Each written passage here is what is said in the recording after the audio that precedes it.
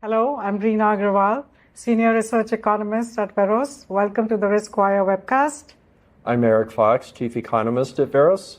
So today we'll talk about VeroFORECAST, our forecast for house prices for 2025. So what is the expectation for home prices for this year, Reena? So our forecast predicts a modest home price increase of 2.7% over the next 12 months. But this is an average for the entire country. Some regions are going to have a higher forecast for price growth, while some others will likely experience some correction or they'll remain stable. Wow, so 2.7% is a significant slowdown compared with what we've seen in recent years. So what's driving this shift?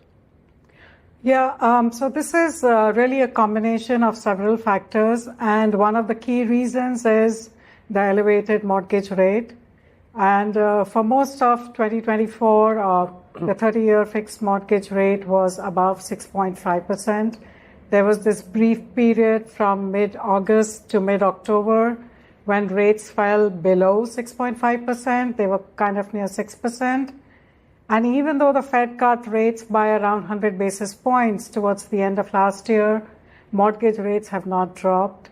And this is because of expectations of a strong economy and persistent inflation. And home prices still remain high.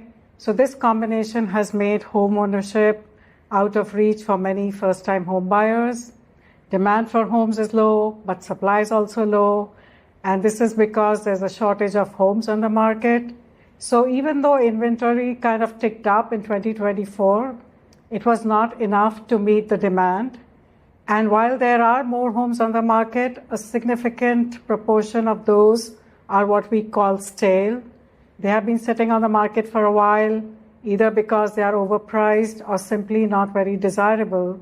So it looks like supply is up, but the desirable supply still falls short of demand. So prices keep rising. And they are rising, though, at a moderate pace. So it's still a seller's market for the right properties in many areas? Exactly. Homes that are priced correctly and desirable are still likely to receive multiple offers in many cases, but this might not be the case across all markets. In some markets, the number of homes available for sale is low, so home prices are increasing. In other markets that have seen significant new construction due to the pandemic time boom, there is enough supply to match demand. So prices are steady or even depreciating a bit. So let's talk about the regional differences that we're observing. Which markets are seeing the strongest growth? Some of the best performing markets are concentrated in the Northeast and Midwest. And the main reason is that many of these metros have home prices that are below the national average. And this makes them relatively more affordable. Also, most of these metros are kind of close to larger cities. So remote work allows many folks to concentrate on these markets and makes them attractive to buyers. And so folks who have the option of working remotely or they can find employment near these affordable regions, they are choosing to move to these metros, as I said, located mostly in the Northeast or Midwest. So can you give us some examples of some of these stronger markets? So we're seeing strong growth in metros like Rochester and Syracuse in upstate New York. Then we have Hartford and New Haven in Connecticut, Rockford in Illinois, and Lancaster in Pennsylvania. But even though these are the best performing markets, the expected price appreciation in each of these metros is in the single digits, mostly in the 5% to 6% range. So on the flip side, which regions are experiencing either slower price gains or even depreciation? Some of the weakest markets are concentrated in the South, particularly in Louisiana, Texas, and Florida. And again, it's a confluence of factors that is slowing down the housing market in these areas. There's an increased supply of homes, which is giving buyers more leverage. There's a lot of new construction in states like Texas and Florida. which is adding to existing inventory here, and that is putting a downward pressure on prices.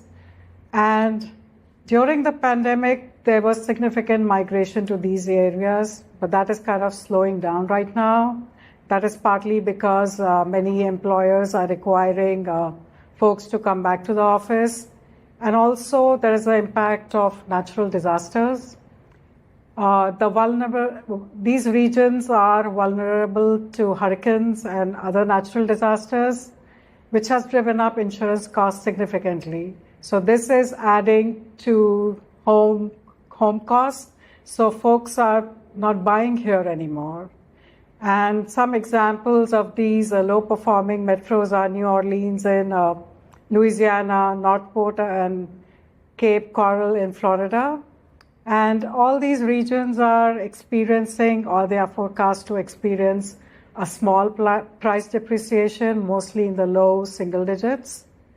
So it sounds like it's a complex situation then with varying trends.